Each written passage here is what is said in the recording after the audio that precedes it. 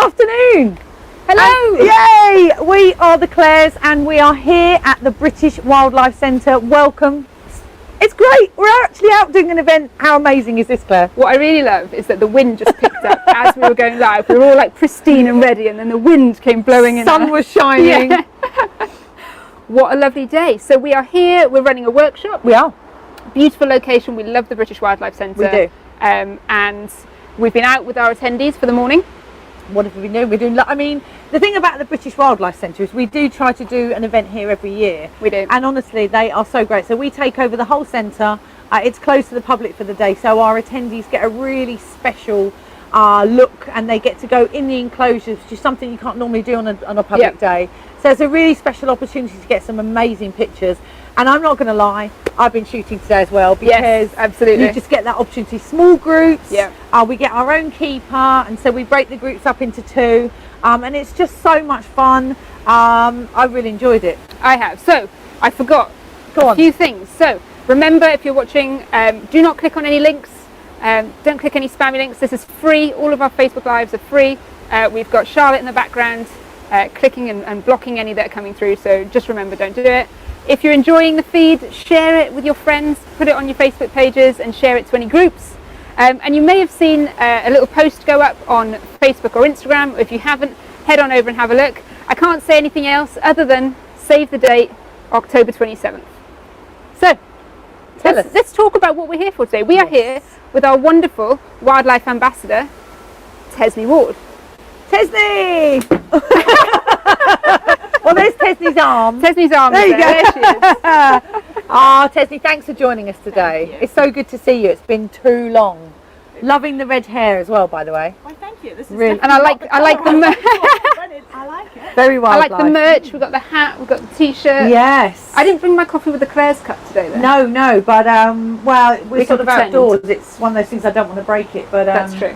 Thank you for being with us today. It's a pleasure. Obviously, as our wildlife ambassador, people love following you, and we've been here before with you. Do you remember we did the red deer? We did. Deer? Yep, I remember that was years ago, wasn't it? That was about 5 or 6 years ago. Too long ago. So you've been with, I was with one group this morning, you with another group. How was it? What was you shooting this morning? So it was actually really good. We were photographing the foxes to begin with. No, we weren't. We were photographing the squirrels first. Squirrels, okay. Red squirrels first. Absolutely fabulous. They were posing really, really nicely. We saw the muntjac as well. And then we went to the foxes, and the foxes, awesome. They were brilliant. Basil. Just chilled as a cucumber, right. sitting right in front of us. The light was a bit challenging at some points, but I think everybody got some really nice images. And then we went to photograph the otters. Nobody lost any fingers, so that's good.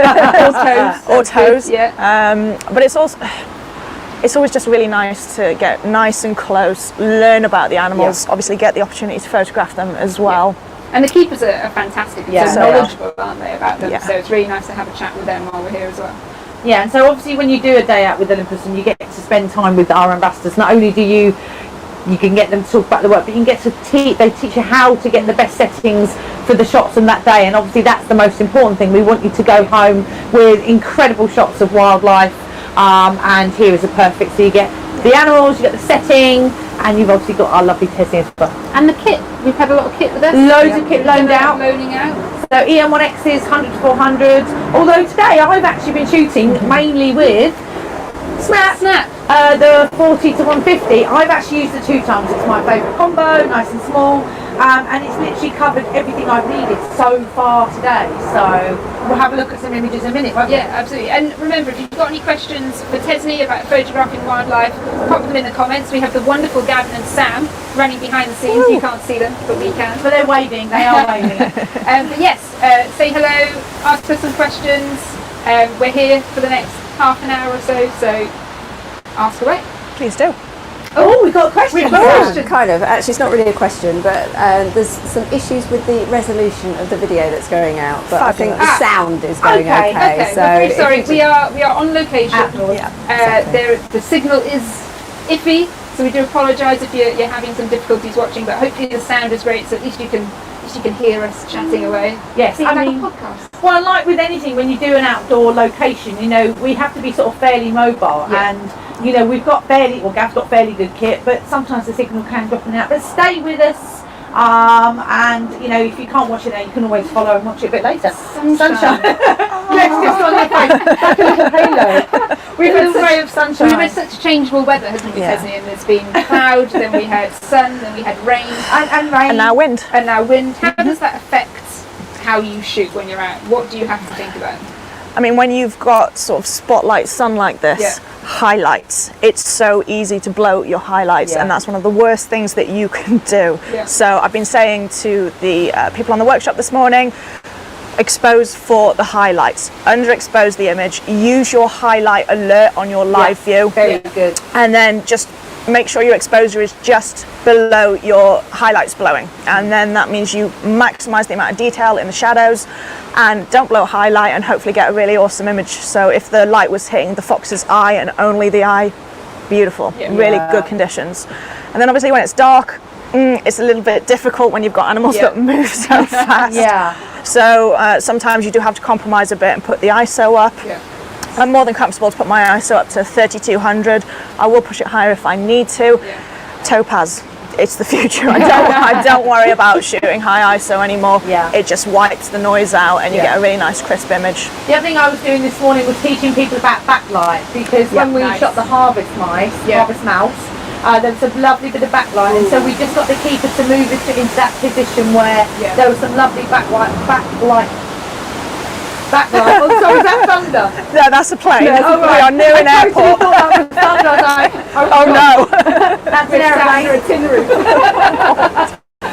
So backlight is also another real nice way of catching some, you know, if the weather isn't 100% brilliant, use it to your advantage and try and put the animal or whatever in a place where there's a little bit of backlight, which I really like. And shoot low as well. The lower the angle, if you can get eye level with the subject, it's gonna look awesome. Well, so use those screens. I got a little bit of eye level. Did you get eye level? I won't show you my the back of my trousers. A shame. Me and one of the attendees are having a mud off. We're going to see who gets the muddiest today. Have you lay on your front? Have you been? Not yet. Okay. I'm going to leave that till after the second session. But yeah, Tesni's 100% right, and that's what she told me earlier, and I've been telling all the attendees is to get really low. I went in with the wildcats earlier, and that's the perfect opportunity to get low, and we'll show you an image in a minute. It's one of the benefits of having that articulated screen. If you've got a bad back like me, sometimes it's really not very comfortable lying on the ground. So I can just sit down, use the screen, pop the camera on my foot, and then I've got that nice. It's basically a gimbal without being a gimbal. Lovely gimbal. Yes, and it means I don't scratch the tripod foot, which I'm well renowned for. Are you know you'll get told off? Apparently I am. I think we have a question.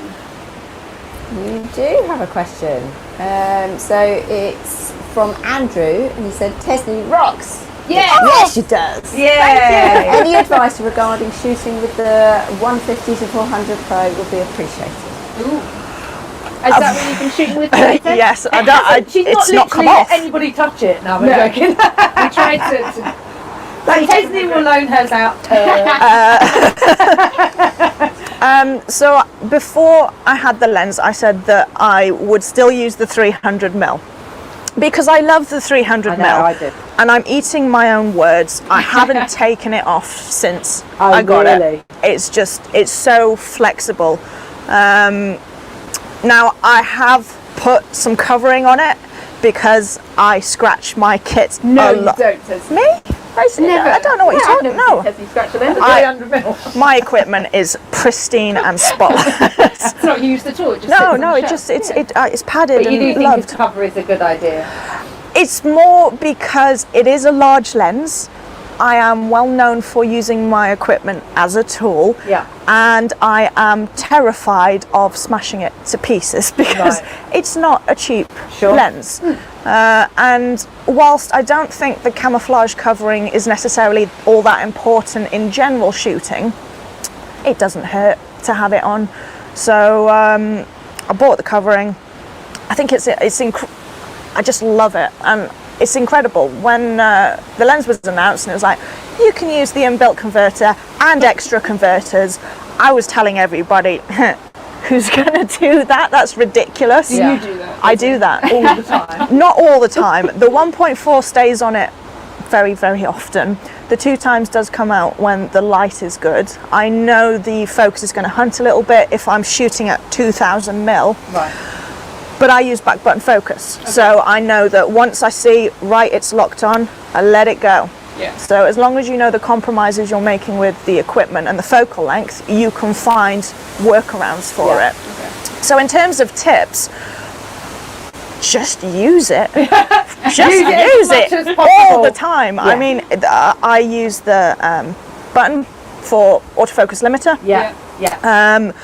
I am very close to taking the cover off where all the switches are because I frequently like to go to manual and the cover gets in the way. Yeah. So that's going to be coming off. Cut a hole out. I'm going to cut a hole. Yeah, it just frustrates me. Yeah. And don't be afraid to push it to its limits because it's the best lens you guys have ever made. Yeah.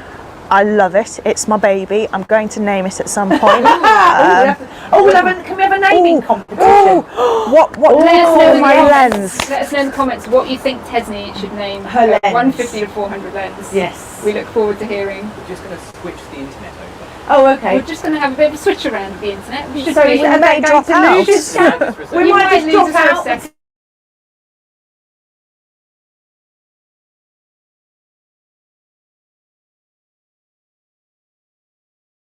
I'm going to ask you a question. Obviously a lot of people said, oh, the lens is white. Now we do know that with white lenses you want as much heat to reflect off of the glass so it doesn't expand and contract, but also do you think animals see a white lens more than they see a black lens? Are we photographing in the snow? Are we photographing in the woods? This is it. Now, for the vast majority of wildlife I photograph, the white lens isn't going to be that much of a problem. Right. If you're working with animals that are very shy, for example, foxes in the wild, if you're in an eagle hide, yes, it's best to make yourself as hidden as possible. So in those circumstances, I would definitely cover it up. And also when I'm working with the badgers, again, they know I'm there, but I wear camouflage clothing so people don't see me. Yeah. They're going to see a chuffing huge white lens shining through the woods. Yeah. So again, using the camouflage to obscure myself from people is definitely beneficial. But you know, if you're just out and about in general, and we don't have masses of heat in the UK, so I suppose if you're on safari all the time, I think that's the thing. Oh, Sam, we've got a question. Oh. We do. This is from Alan.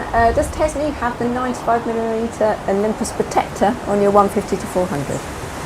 The filter. Do you have the filter? No, I don't. For £6,500 lens, you sort of need a filter, right? No. So you look after your lenses, Tej, you probably need a filter.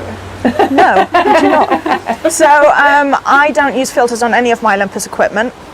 The protection I use is my lens hood is permanently extended. It never comes off, so there's a big chuffing space between the glass and the outside world. If I need to clean it, I use a puffer to get every little bit of grit off possible.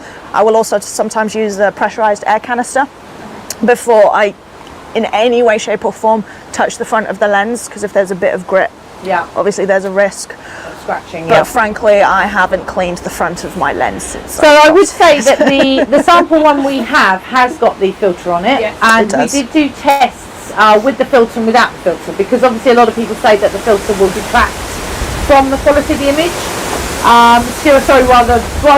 My hat's trying to leave. But what I would say is that I've tried it with and without the lens, and there wasn't, I mean, the filter that we sell is a few £100, so it is quite an investment, but actually it's a really good investment because I've tried with and without, and there was absolutely no difference between the quality, because obviously you do have to worry. Sorry, we have to laugh. I think Gavin's positioned us in a wind tunnel. He has. Just blowing straight through. Funny. So, yes is the answer.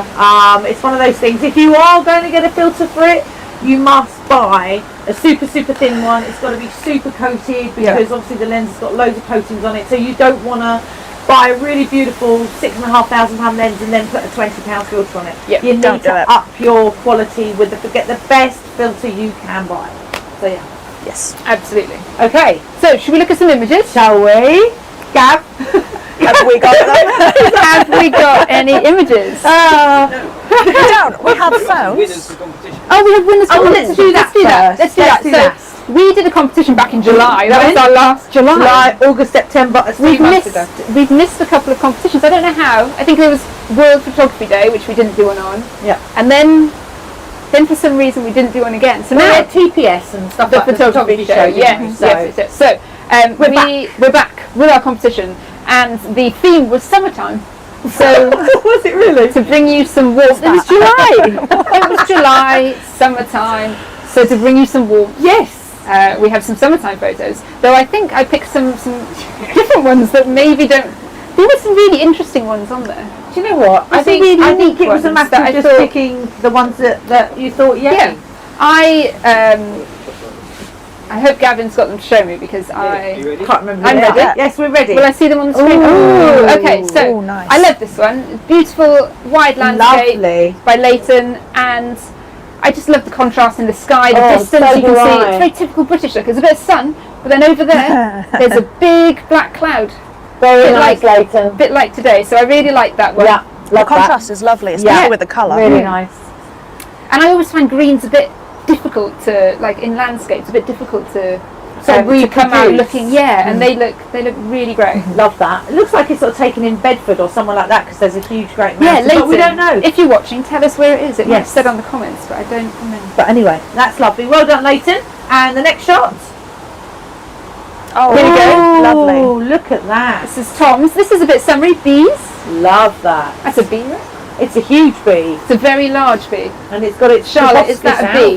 The focus is spot Yes. on. I love Yes. the tongue Yes. being out is fabulous. Yes, that's what I loved about it, wonderful. because you don't see many shots like that, and it's caught in flight, and it's just absolutely superb. The composition is pinched up. spot on. Yeah, it is Lovely, Got Tom. that Really nice nice. blurred background And I behind the wonder bee. if that was a pro capture shot. Oh, Tom, if you're watching, tell us, was that a pro capture shot or was that a single shot? It'd be great to hear how you shot that. But yeah, I really like that one. Nice one, Tom. And then I went a bit different. Then I went a bit. This is the next one is the winner. Next one. Is I the went winner. a little bit different, and I went for Anita's Oakley shot of the That's Milky lovely. Way. Lovely, absolutely lovely. I love the truck. I love the composition of it with a lot more sky in. Yeah, and I love it. The fact he goes right the way across. Yeah, right the way across. And I believe Anita used live comp for this, from what I can remember from the comments. Brilliant. But the detail in it was superb. Amazing. And I just loved it because, you know, summertime people do automatically think of, you know, sun and, you know, beautiful flowers like we've seen. But this one, you know, you get a lot of Milky Ways as well. So Yeah, and we're sort of fantastic. coming to the end of Milky Way season Yeah. now, because it's like March to October, Yeah. so we're not far off of now. All right, going into the nice dark night skies, into the night. Yeah. Hashtag into the night. But actually, it's really nice that we're going to see these, because you're going to not start seeing these soon as we come to the end of October. And it reminded me when we did that workshop with Tom in August. We've got to do that again soon. 2 summers ago. Yeah, and amazing. And really nice Milky Well Way. done, So, Anita. congratulations, Anita. If you drop us a message, you'll get your coffee with the Players' Cup sent out to you. And this month's competition, Oh yes, what are we going to do for this month? well, we're at British Wildlife Centre. We are. We can't do British Wildlife because we have people watching from all over the world. That's true. That would be a little bit unfair. It would be a bit unfair. They'd have to all come here, photograph them. So instead we're going to do local wildlife. So local wildlife to you. So if you live in the States, if you live in the UK, if you live in Australia, Germany, Anywhere you like. anywhere in the world. your local wildlife. So we're going to post a picture after this, and we want you to put your pictures in the comments to enter. And what would be nice is to see things that we don't see in other countries. You know, if you've got Yeah. something fairly native to your area that we don't get a chance to see, especially because travel is still very much on the low at the moment. Have you It'd got be nice. wolves? Tesni loves wolves. Do you know, I love wolves, but I would love to see Go on. some common species. Okay. Yes, I would see? love you guys to go and find pigeons and mallards and coots and just species that everybody overlooks, and take it as an opportunity to get something original, Yeah. new and unique. Yeah. So if you live somewhere where you have some incredible, just rare, elusive wildlife, go and get it. Yeah. But also don't be afraid. to go and photograph a pigeon. Yeah. You will be You love a pleasantly- Canadian goose, don't you? I love geese. I love mallards. I do a long-term project on mallards. I've started a portfolio on pigeons because everybody hates them. Talk to Rob Cottle, he loves pigeons. Exactly. I want to start a pigeon pen pal photography thing. Everyone should photograph pigeons. Okay. See, Pigeon you're just party. you're A just pigeon I'm party. thinking pigeon party. Pigeon Coming up party with names. works. Pigeon party. Yeah. Hashtag Tesni's pigeon party. Yeah. Okay. Hashtag Tesni's pigeon party. Right, There let's you save go. that. Let's keep that in the... Charlotte, write that one down. So if we can get a winning image that's a pigeon Okay. or a mallard, Okay. I'll like be that. really happy. I like that. And doing something different to normal, I guess, would be interesting. Slow shutter speeds, multiple exposures, just have fun and experiment, because if Yeah. it doesn't work out, nobody needs to know you ever took that image. Well, no one also- ever needs to see it. The other thing about I take a lot of taking- those. Yeah, the other thing about taking a local or a more common species is that you can go back and photograph them again and again and again in different, in summer, in autumn. You could photograph them when they're sort of got fledglings or whatever, and it means you can, like you just said about having a longer term project. I think that is so important for photographers. So many people go out, do shots, and then that's it, and you could actually have a nice portfolio of a longer term life cycle, which I really like. Yeah, definitely. Fantastic. So there's our competition. Make sure you get entry. You have the whole month until our next Coffee with the Clares. What's the next Coffee with the Clares? No, Halloween. You're doing yours again. I know. Have we put that out yet? No, not yet. Oh, right. No. But we're going to do Halloween live, Clare and Go. Yes. You heard it first. You heard it here, exclusive. Exclusively. Tune So, in. We can show them back. We can show the back of the phone images. Right. Yes. So we did. It's over there. We'll show Tesni's last because obviously hers is going to be better than Not mine. I'm going to necessarily. go and get my phone. Where's your phone? It's over there. Go, go, Oh, go. okay. Run. Right. Run as fast as you can. Okay. So I got a couple of shots here. Oh, Gav, are you zooming in? Ooh. So That's lovely. this is a harvest mouse. I was going to say harvest mice. It's a boy, which I asked. I said, is it a boy or a... There you go. That's a little harvest mouse shot with the 40 to 150 and the 2x converter. You can run through, Claire. Come on. It's pin sharp Come as well. through. Nice. Oh, it's gone Oh, off. hang on. Hang on. No. So that's that one there. My next shot, because we had in between tweezels and corn, is another little, a little one there. So that's a little one. His nose is slightly soft because he was waggling it really hard. But I was shooting at 1250, so fast shutter speed. Yeah. But I wanted to be. I wanted some bits to be out of focus. I didn't want it all completely sharp. And then my last image is this one here, and this is of a Scottish wildcat. We were talking earlier about going really low to the floor because, you know, with the cats being fed, what I was recommending to our end users, to our attendees today, was to shoot with CAF at -2. So if you are shooting and there is sort of foreground foliage and stuff like that in the foreground, the autofocus shoots straight past it. So you've still got that lovely, almost ethereal look. And there is actually a couple of strands there, but instead of the camera focusing on those strands of grass, it's still focused on the eyes. I mean, and look how beautiful that's out of camera. That hasn't done any editing. That's just a raw shot straight to my phone. But can you see there's a blade of grass there? Yeah. And it's the with -2 CAF on any of your products, it will shoot straight past the grass and anything that's between you and your subject. And so it's really, really handy to know that setting.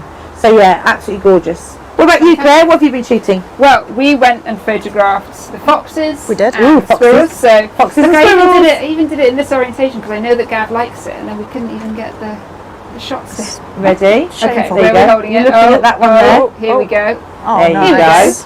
So Nice. this was Basil. Lovely, love Basil. Basil stayed up near that log and was having some nice treats, and just sat really nicely, didn't he? Just really chilling. lovely. Oh, here we go. Nice. There we go. And there's that nice log that he sat behind, and the lovely foliage behind. I shot at 2.8 because I like to shoot 2.8. Well, we all know you and your I like to shoot wide wide apertures. open. So do I. Yes, Tesni. Yes, fantastic. But yeah, the detail on the fox's Oh. face is wonderful. Super sharp. I underexposed here because the light coming in was quite harsh. Oh, yeah, Every you now can and again see. you get a flash of that sunlight, so you can see on the fox's eye a little bit there. Yeah. But yeah, really, really pleased. And like Tesni was saying, if you'd have shot a normal exposure, that right hand side would have been blown out. You'd have had blowout there on the highlights. And I tried to show a little bit of the surroundings as well as just doing a close up, bit of context. Yes. So yeah, that was that one. And then then we went for red squirrel. Oh, nice. Here we go. And again, I underexposed for this one squirrels. because the background was really nice and dark as Lovely. well. You had these really dark green foliage behind, and the contrast of the squirrel was lovely. Just see. And is that Ed Sheeran?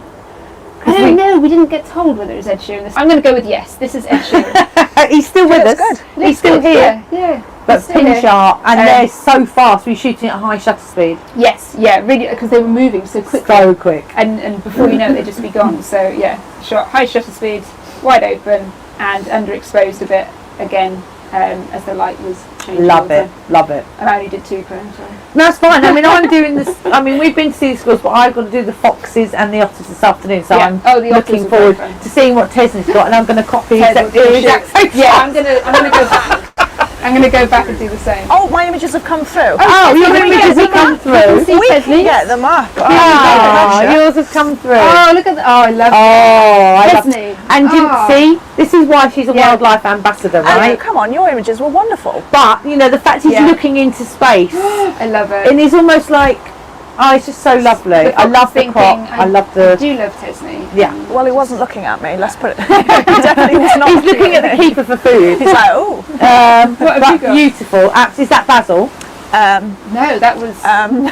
What's the other one called? Flow. Flow. Flow. That was Flow. I Yeah, love Flow. That's beautiful. I love the depth of field. So that was 150 to 400. Nice. Absolutely fantastic. The detail looks insane, and just the smooth, blurry green background as well is beautiful. Yeah, love it. Next one, Gavin. Oh, nice. This is also Flow, was it? I think so. Yes. I think so. I love that. Look at the eyes. They're Sharp it's as just anything. fantastic. Yeah. Pin sharp. So I prefer Red to use the shallow depth of field just to isolate. If you've got one part that's pin sharp Look and at that. everything else is out, it just draws you into Yeah, the as long image. as the eye's sharp, right? You don't want the nose sharp and the eye. Well, I suppose in some instances you can have a sharp nose and out of focus eyes, or not? Because I mean, I have done images where I have purely focused on the nose, really shallow, everything else out, because the nose it's so giving, unique. is unique. But ideally, unless it's intentional, you want the eyes in focus. Yeah. Because that's what draws you in to the image. Yeah.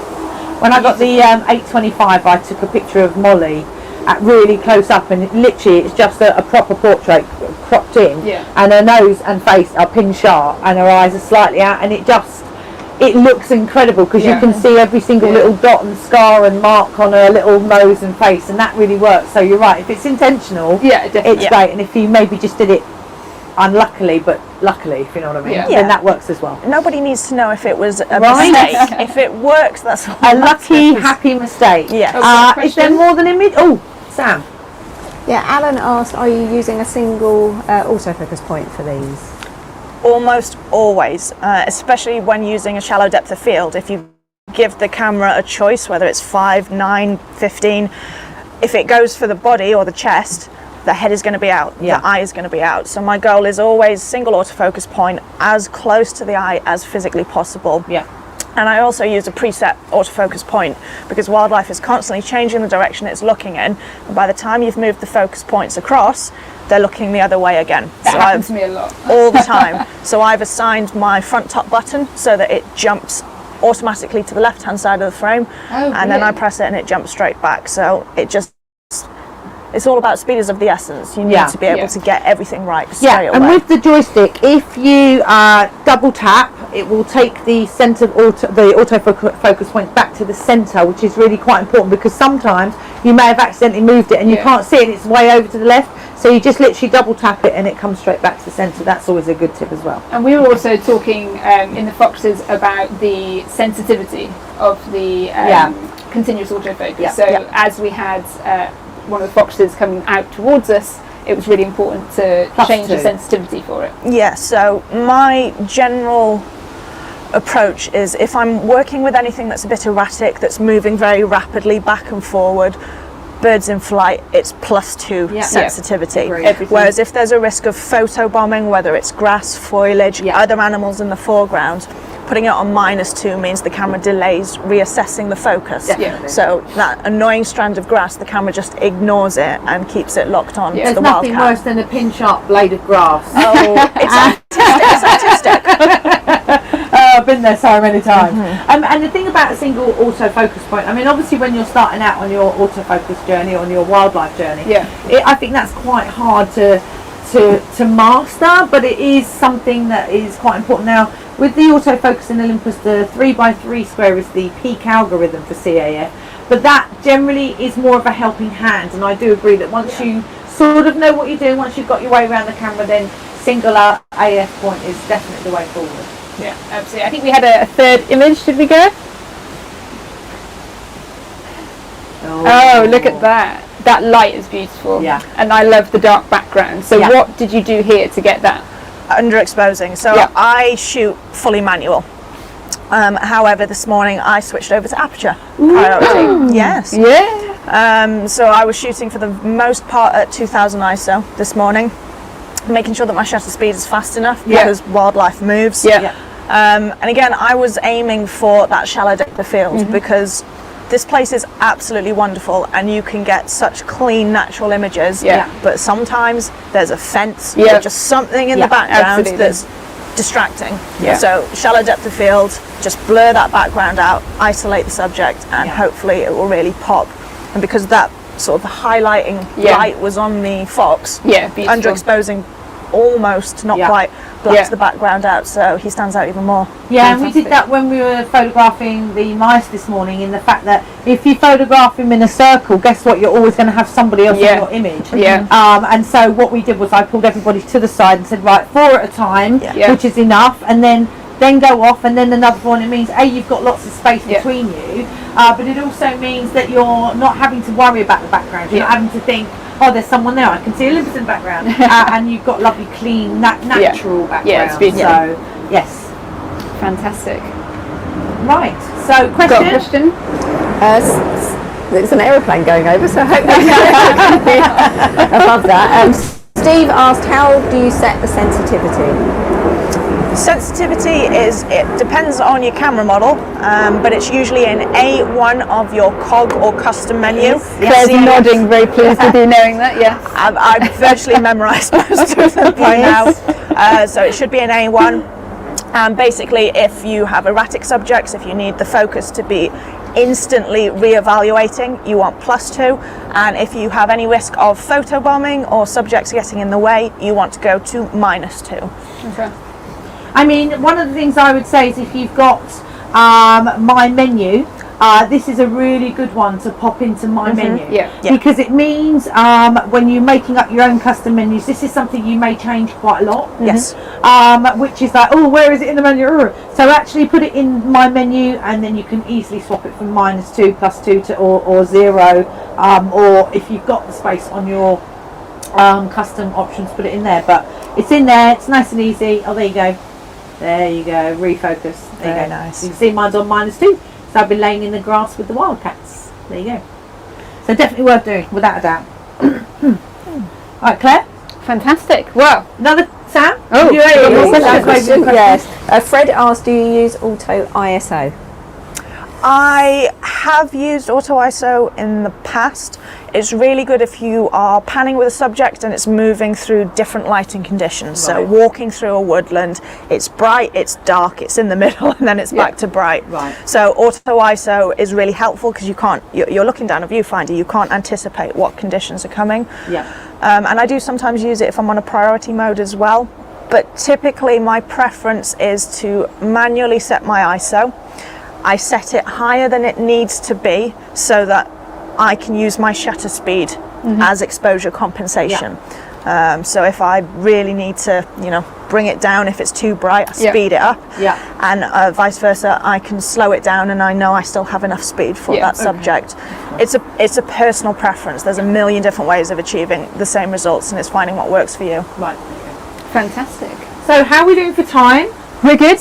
We are Yeah, we're doing We're well. nearly there. Finish the We're next nearly few there. minutes. We're going to go back into our for the Yeah. afternoon session. Join our groups again. So I'm really excited because I'm going to take pictures of foxes and otters. And you got pictures of otters, didn't you? Yes, With I us did. today? Yeah, absolutely. yes. Which is very exciting. I said you get to go in the enclosures here, which is a unique experience. You know, we take the place over for the day, and I love that. It's so exciting to be in amongst them all. I can't wait to see what our attendees have shot as well. I know, it's going to be really nice because we all shot the same thing, but everyone will have a different eye and everyone will use different settings. So, yeah, when we see the images at the end, it would be nice to see the contrasting differences. Well, I've got a lady here using a 75mm 1.8. Nice. Not using anything else. So she's got to work that little Fantastic. bit harder Yeah. to get what she wants. But actually, if you've never used the 75 Yeah. 1.8, it's the dreamiest. I love when people come with like a specific lens. I and they're know. like, I'm going to use that. And you're like, yes, do it. We are going to do, I've decided we're going to do a prime event where people can only use prime Only lenses. shoot prime Nice. lenses. And Didn't they we call do that a few years ago? Yes, I did it in London Prime on a Day. street walk. We did Prime Day, which was fun. But not so much harder in a wildlife setting. But yeah, I was thinking, oh, Prime Day, and she was like, oh, I'm only using the 75. I was like, good on you. Well done, Yeah, yeah. so yes. So what else have we got coming up, Claire? Well, we've already told them that you're doing a Halloween live with Gavin. So that's already happening. So yes, I'm going to Gabs, and Gavin and I and Sam, of course, are going to do a Halloween special. So I'm not going to tell you all about that, but that's going to be fun. Yeah, absolutely. And we've got another Coffee with the Clares coming up in November, and the lovely Rania will be joining us, so that'll be really fun. Oh, yes. And yeah, and there should be more coming soon, and more events. The wetlands ones, I think, are fully booked now, the in-person events. Yes, we've got two. So Tesni and I are heading to Martin Mere tomorrow, up north. So we're going up there for a couple of days, Nice. and then next week we are at Welney, which is near Cambridge. We are, Norfolky, Cambridge way, Suffolky way. That's the way, yeah. That's the way. One of them ways. Somewhere Yeah. there. Over there In the middle.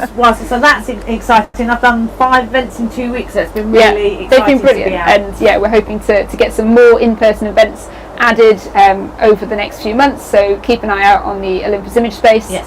And yeah, it's been a really great day, and I'm looking forward to the rest of the afternoon. Yeah, and thank you to Gavin and Sam. Thank you. Thank you to Charlotte. Thank you to Charlotte, Thank it's over you. there. Not ignoring us, and thank You can't to see them. Tesni. Yeah, thank you So for joining lovely us to today. see you, and I'm going to get to pleasure. spend the next 2 days with you as well. So, yay! And remember, enter the competition. We'll pop up a image shortly.